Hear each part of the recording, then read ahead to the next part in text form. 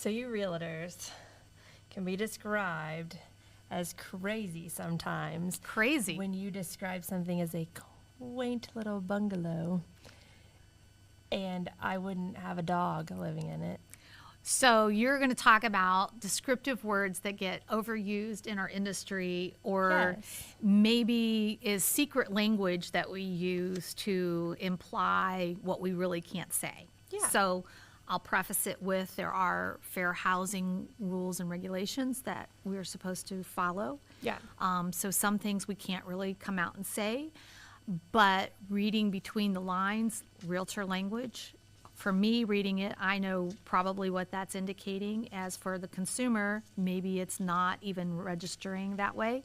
So this will be interesting. We'll see how much of them I've used or abused and go from there. Okay, so the first one, must see inside. Okay? What does that say? Telling you the outside isn't as appealing as what you're going to find on the inside. Yes, you are good at this game. Oh, I know it. So why don't you bring the outside, give it a little curb appeal?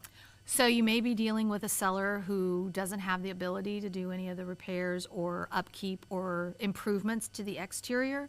And if that's the case, they've maintained and lovingly cared for the interior. Sometimes you'll also find this maybe in a questionable neighborhood. Maybe some people would find it less likely. So they don't want you to know that inside is so opulent, beautiful, dynamic, right? So from the outside, if I were going to rob a place, I'm not going to rob that one because they don't look like they have anything. But on the inside, to be blown away and like, well, shoot, that would be my number one pick. Yeah. There's a lot of reasonings why people do or don't do with that. Okay. Lots of character. Yep. Okay. So it typically means that it's going to take a little bit of work, or you have to be able to appreciate maybe the style of home that it is. So the character is talking to maybe the wood trim, to the details in the house that you just don't get maybe in a new build. Typically used on an older home, that it's going to show that character. So I thought this one would be more like the current occupant's style is a little... Could be that. Could be that, they went way off script and it's very specific to their use. Yeah. But that character then may or may not appeal to you. Up and coming neighborhood.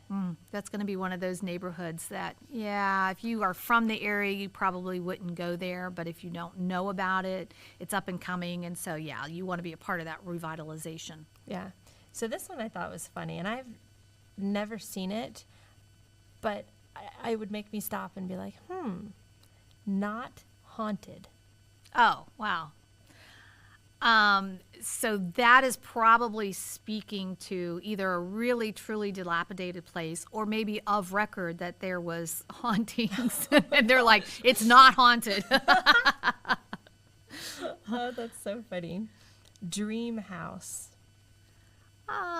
I think that is obviously all of these are a matter of perspective, to be honest. Yeah. But that one is someone saying that if you would imagine your favorite place to live, this is that dream house. So you're trying to paint the picture. You're trying to paint the picture of what somebody's going to walk in and feel like, oh yeah, that's it. Close to the freeway. Well, close to the freeway is going to speak to the fact that you live off or near the I-675, so you are going to have noise.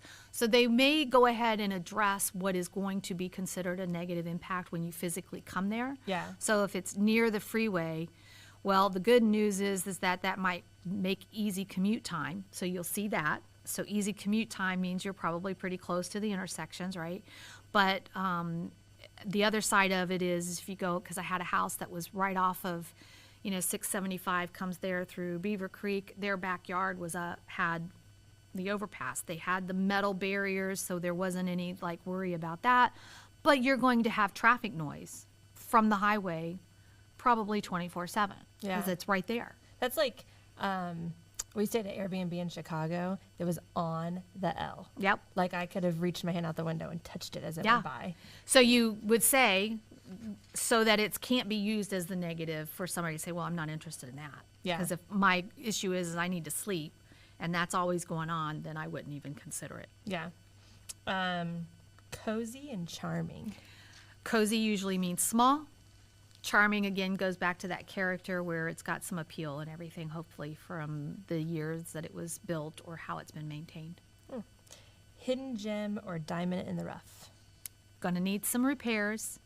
TLC, whatever you'll see also used is that at least if you're an investor or you're somebody who's not afraid to put a little work into the property, that you would see that as an opportunity potentially to make money or to buy an investment. So this next one is kind of the same, lovingly maintained. That one typically will speak to, you've got somebody who's lived there, lovingly maintained, like when it's a one owner or only a couple of owners on the property.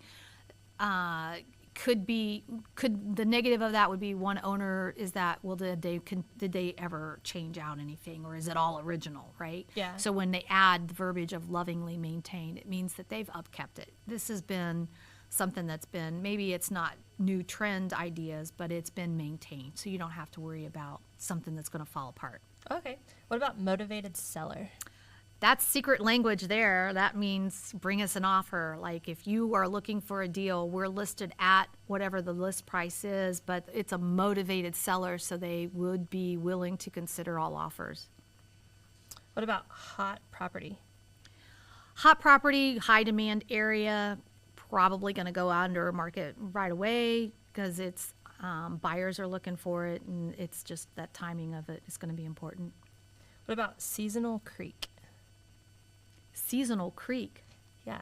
Seasonal creek takes me back to the house I had in Louisiana. So normally no creek, but come spring, when the rains come, you're going to have a little creek going in the backyard. So Yeah. the rest of the time, there is no creek, no water, no flood issues. You don't have to be in a floodplain.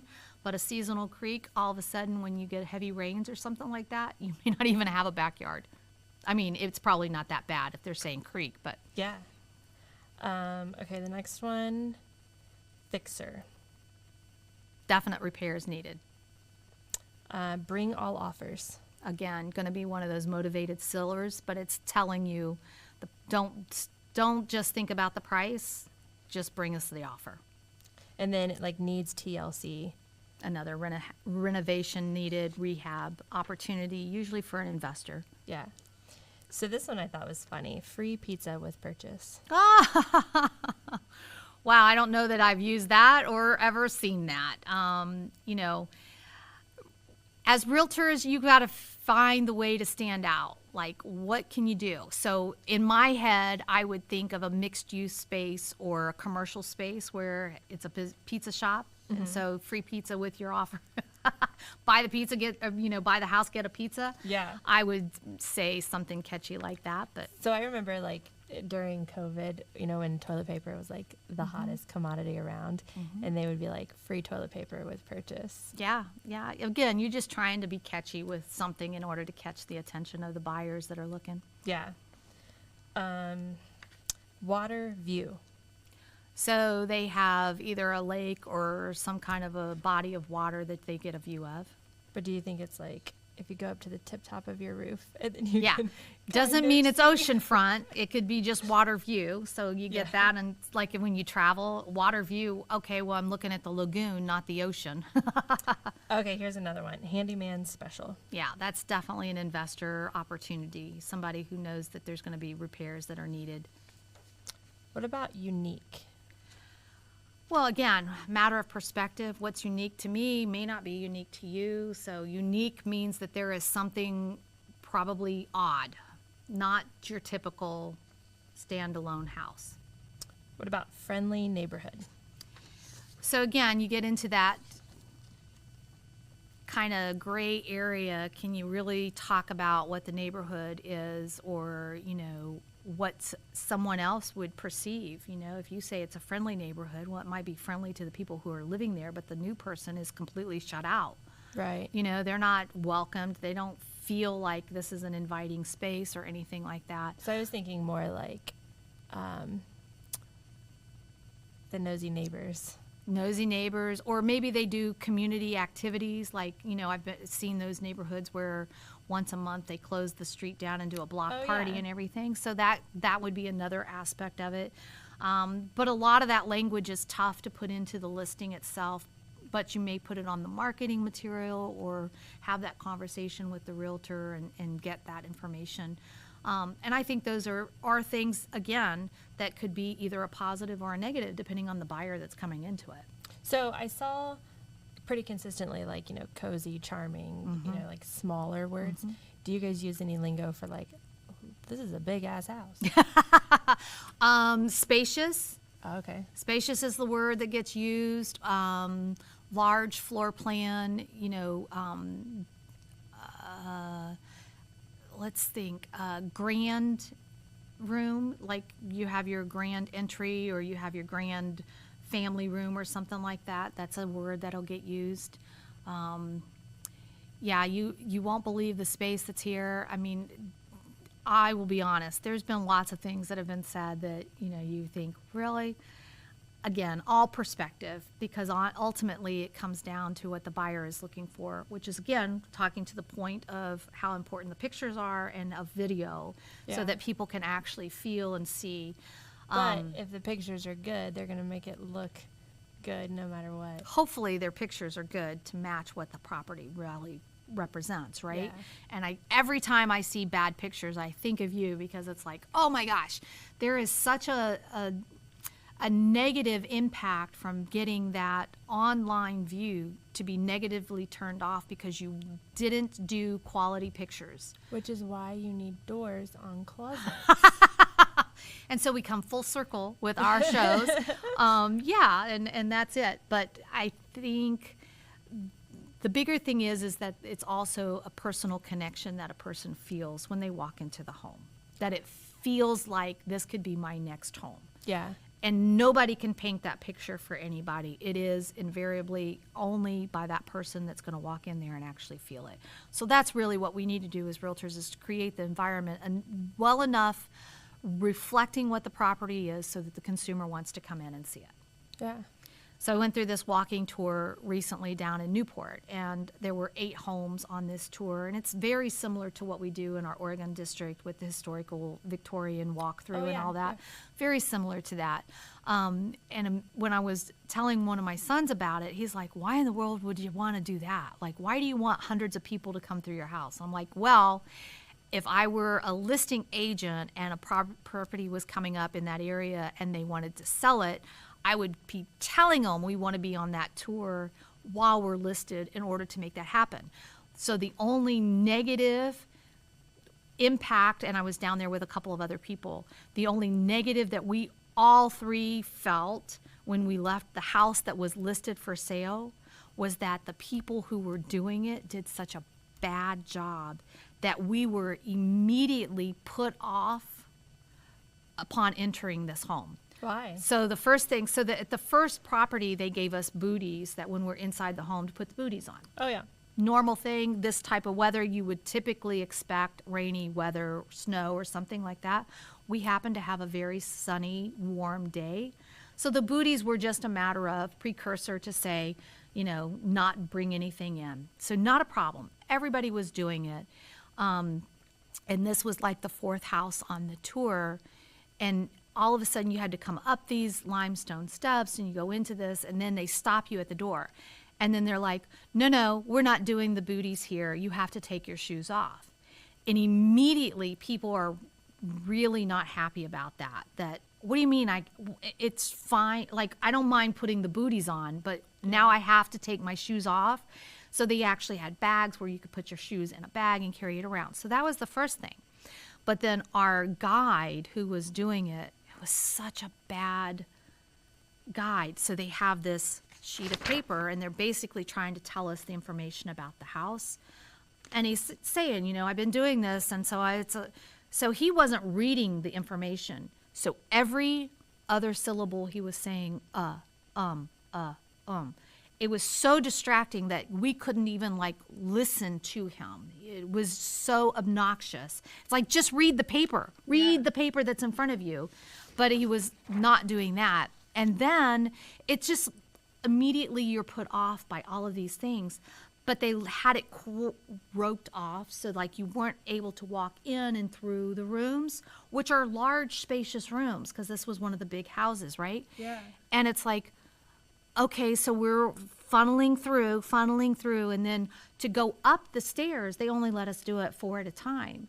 And it's like, are these stairs unsafe? Like, what in the world is going on? So again, you felt like you were being encumbered by this process and to make their life easier, but it was definitely making it harder on everybody.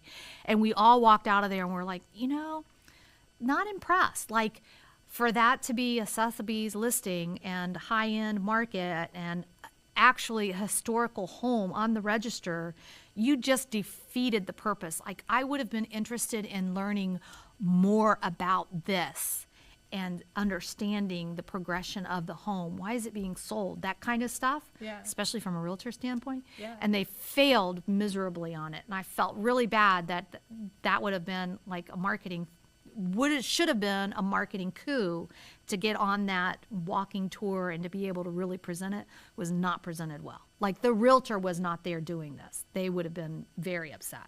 Oh, wow. So, note to self, if I get on the tour, then I have to be there to make sure that it's getting handled the correct way and bringing people in and inviting them and enjoying sharing and, having really that experience of it, because then you get a deal out of it. Yeah. But it was fun. Yeah.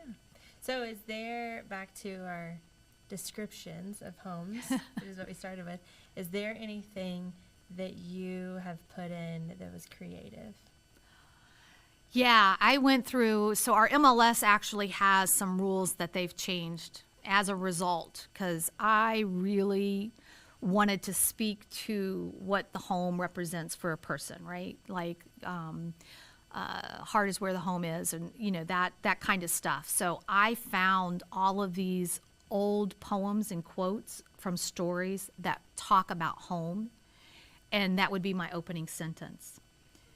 Well, apparently somebody didn't like that I was doing that, and so it got turned in, and so I'm not able to do that anymore, which I think is ridiculous. But another example, one of my colleagues used, I don't want to say a doll, but used an image, a prop in their photos. It went viral.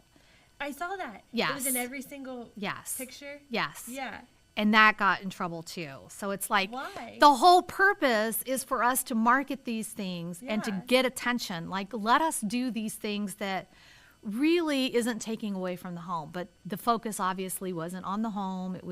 That became a thing. And it's like, I don't know, like my logo being a heart, I've had homes that actually have heart pillows. Well, that's not intentional, but I can't help it. If you tie it to my company, then so be it. But it's a part of the deal. So I do have pillows that have home sayings on it, home sweet home, or love is in the home, or anything like that. I've used those, tried to get away with it, So it just depends. If you get somebody out there that knows what you're doing and they don't like it, then they may turn you in, and then you get a violation, which is never fun. But so then did they just say, like, don't do it again? Yeah, pretty much. Huh.